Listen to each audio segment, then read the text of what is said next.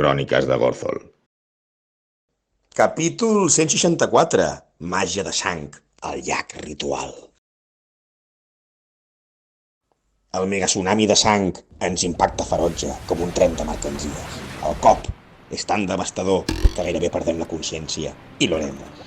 Lucien, amb una fletxa i una corda, s'agafa a l'obertura com pot, al temps que el coronel, creant un eco, està a la porta al seu costat. Veuen una habitació que sembla un tipus d'entrada a les clavegueres.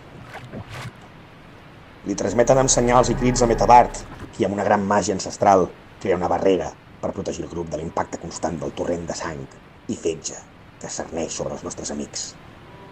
Veiem com l'aigua passa per sobre nostra i es cola per al túnel adjacent, tot el caudal. A la foscor ens trobem amb un vapor que crea una bruma, però seguim sentint els càntics pertorbadors.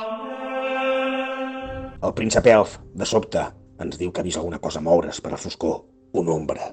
Gothel és l'últim, i d'un mas alt apareix una forma gelatinosa, silenciosa, que intenta abraçar-lo, però aconsegueix desfer-se en l'últim moment. Moltes gràcies, coronel Mortimer. Ara seguiré narrant jo. El grup ataca a les dues ombres que han sortit rodejant. Les eliminem, exploten i es perden al terra. Eisenjorn portava una criatura de sang a una àmfora que en el combat ha començat a vibrar. I Mera ara veu que s'ha trencat i la criatura ja no hi és. La criatura ataca a Gurzol, que rep un atac que li crea una ferida i s'estén una negror pel seu cos, començant a brotar molta sang. La sang del nan comença a moure's pel túnel. La ferida és antinatural i Eisenjorn cura el nan. El paladí inquisidor sap que té una vinculació amb el tòtem.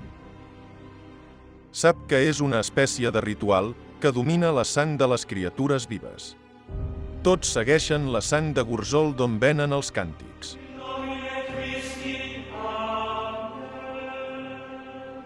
L'intrèpid grup arriba a una porta metàl·lica molt gran, està tancada.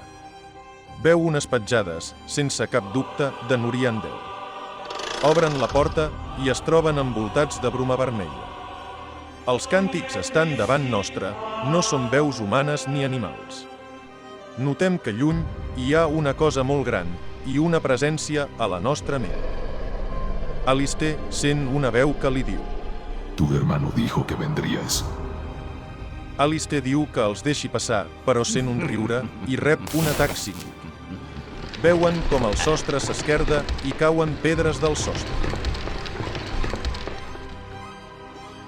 Avancent hi troben criatures encaputxades amb un vòrtex d'energia púrpura. Aquí canalitzen tota la sang en un llac i enmig hi ha una criatura de mida gargantuesca, amb dues ales, ulls vermells i amb tentacles gegants. Eisenjorn crea un vendaval cap als cultistes i la boira es desfà. Els cultors són com mini Nuriandels. Bretac i Lucian al veure-ho fugen. Perdem a Lucian de vista. Alistair tira una bomba psíquica a tots els enemics. Eisenjorn amb el vent tira a 4 cultors a l'aigua. Gurzol carrega contra la criatura fent un atac poderós i aquesta ataca trencant el pont i aixafa el nan amb un tentacle.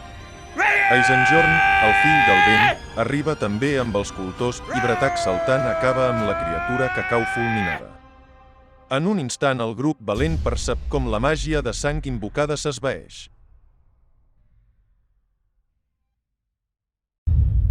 Continuarà.